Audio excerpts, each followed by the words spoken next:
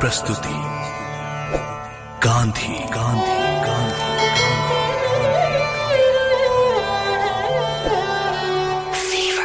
बापू की ख्याति बढ़ती चली जा रही थी और ऐसे में बापू की मुलाकात हुई गोपाल कृष्ण गोखले से।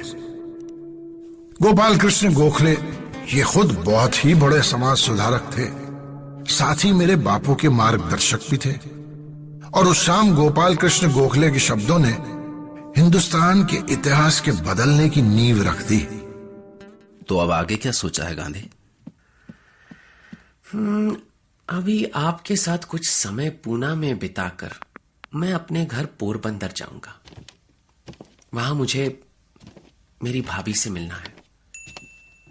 भाई साहब की मृत्यु के बाद मैं उनसे एक बार भी नहीं मिल सका हूं। फिर वहीं से छोटी मोटी वकालत शुरू करने की सोच रहा हूं। वकालत? वकालत क्यों करोगे गांधी? मैं नहीं चाहता कि तुम वकालत करो। पर गोखले जी, आप तो जानते हैं कि मुझे इसके अलावा और कुछ करना ही नहीं आता। मैं तो ऐसे बैठा नहीं रह सकता ना। आखिर जीने के लिए कुछ ना कुछ तो करना ही पड़ेगा। और मेरे साथ जो लोग साउथ अफ्रीका से आए हैं, उनके लिए यहां हिंदुस्तान में इंतजाम करना तो मेरा ही दायित्व है ना। देश की सोचो गांधी, देश की। देश को अभी तुम जैसे नेता की जरूरत है, ऐसे नेता की जो उन्हें अपना सा लगे, उनका अपना प्रतिनिधि। गोखले जी, पर इस देश के लिए तो मैं भी किसी अंग्रेज जितना ही अनजान हूं। मैंने अपनी जिंदगी का ज्यादातर हिस्सा या तो साउथ अफ्रीका में बिताया है या इंग्लैंड में।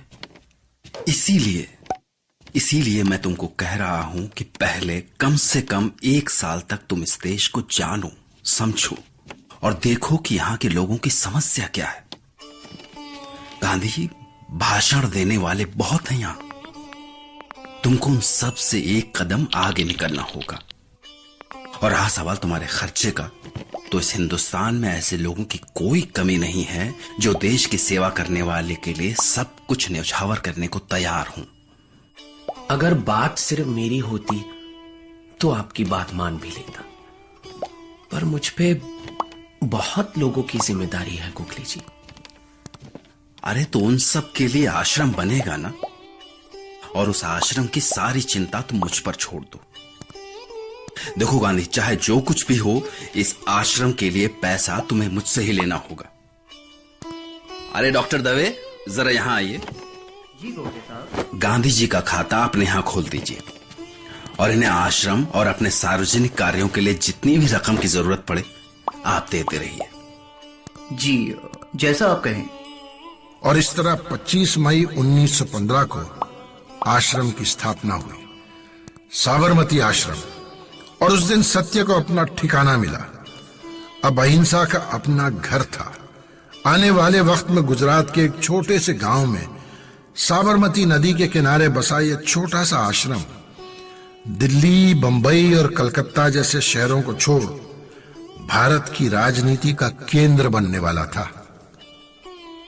आश्रम बनने से बापू पे जिन लोगों की जिम्मेदारी थी वो भी कुछ हद तक पूरी हुई, पर गोखले ने एक और ऐसी बात कही जिसने बापू के जीवन का रुख बदल के रख दिया। पर गोखले जी, मुझे तो भारतीय राजनीति की बिल्कुल समझ नहीं है। मैं जानता हूं, यहां की राजनीति साउथ अफ्रीका से बहुत अलग है। यहां हर तबके का अपना अलग नेता है। ऐसे देश नहीं बनता। ऐसे तो बस लोग बट जाते हैं। एक राष्ट्र का सपना इस तरह कैसे पूरा हो सकता है? इसीलिए तो मैंने कहा कि तुम्हें भारत यात्रा करनी चाहिए। और याद रखना, कम से कम 1 साल तक तुम्हें अपना मुंह बंद रखना है और आंखें और कान खुले, समझे? भारत को खोजने चले, ले राष्ट्र का सपना रखना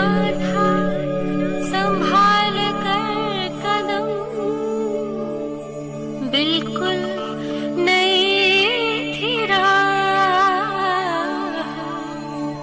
बिल्कुल नई थी राह। सर, अगर आज हम एक छोटी सी नौकरी के लिए भी जाते हैं ना, तो इंटरनेट पे कंपनी के बारे में सब कुछ पता कर लेते हैं। अब सोचिए, एक मामूली सी नौकरी के लिए इतनी मेहनत कर सकते हैं, तो मेरे बापू ने जब अपने कंधों पर देश की जिम्मेदारी उठाने का फैसला किया तो कितनी मेहनत की होगी। बापू निकल गए हिंदुस्तान में भारत को खोजने, मुझे खोजने, ये देखने कि इस बड़े से मेले में आखिर होता क्या है। एक खोज जो अपने आप में बहुत ही अनोखी थी। सर, मेरा नाम है भारत, स्वतंत्र भारत। मेरे बापू की कहानी को हम आगे बढ़ाएंगे, और ये कहानी इसलिए कि अगर पोरबंदर गुजरात में वो महात्मा नहीं होता तो न मैं होता और न आप।